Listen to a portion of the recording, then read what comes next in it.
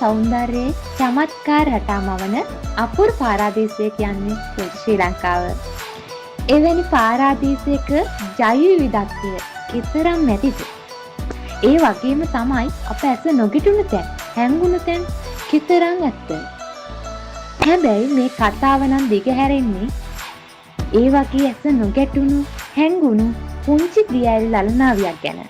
මධ්‍යම කඳුකරේ කඩා හැරෙන දියඇල්ලක් නම් නෙමෙයි මේක. කළුතර දිස්ත්‍රික්කයට අයත් පුංචි ගම්මානයක හැඩ දමා ගලා බසින මාකිලි දියඇල්ල ගැන. එන්න අපි කතා කරමු ඒ ගැන.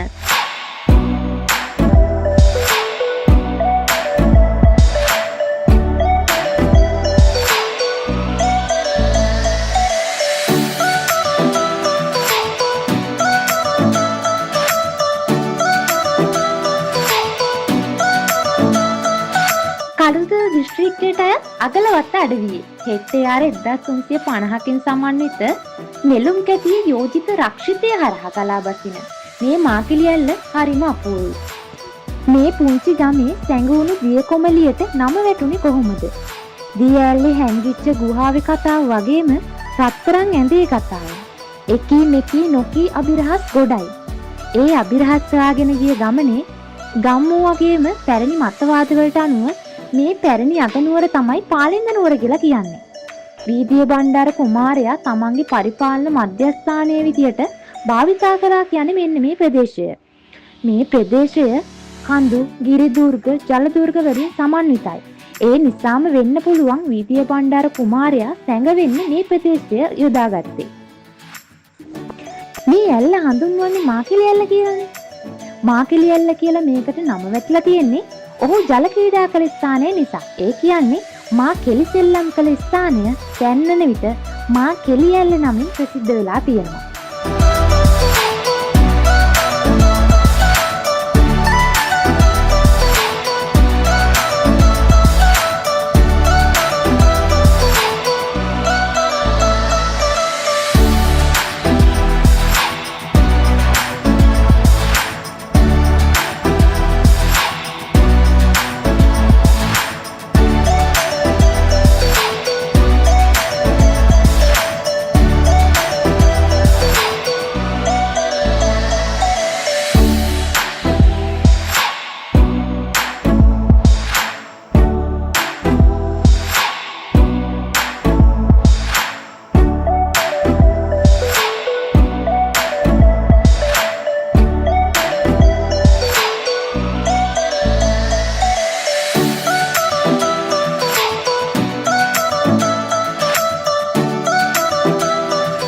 මාකිලි කොමිලේගේ අභිරහසක් ගැන කතා කළානේ. ඒ අභිරහස තමයි රත්තරන් ඇඳේ කතාව වගේම ගුහාවේ අභිරහස. මාකිලි ඇල්ලේ ජලයේ අඩු කාලයක මේ ගුහාවේ ద్వාරය පෙරෙන බව ගම්මු කියනවා. ඒ ගුහාව ඇතුළත රත්තරන් ඇඳක් තියෙන බවත් කියනවා. හැබැයි මේ ద్వාරය ඇතුළට ගිය කිසිම කෙනෙක් ආයේ ඇවිල්ලා නැහැ.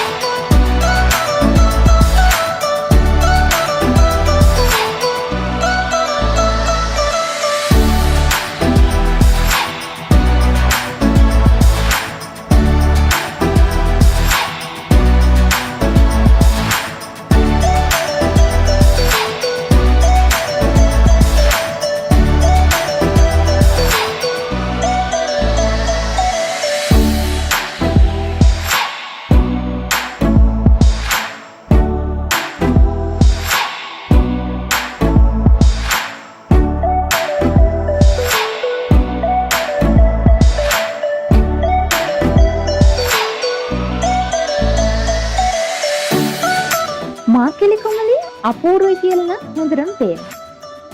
ඒ වගේම තමයි අපූර්වත්වය සුන්දරත්වය වගේම තමයි බිහිසුණු බවත් ඒ තරම්මයි.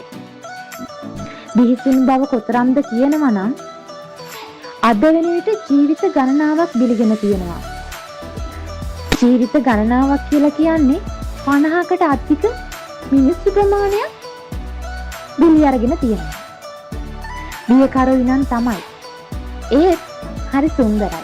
හරි සුන්දර දියැලක් මේක. ඔයාලා එන්න නරඹන්න. මේ වගේ සුන්දර ස්ථාන නරඹන්න. ඇවිල්ලා පියසටහන් පමණක් තබල යන්න.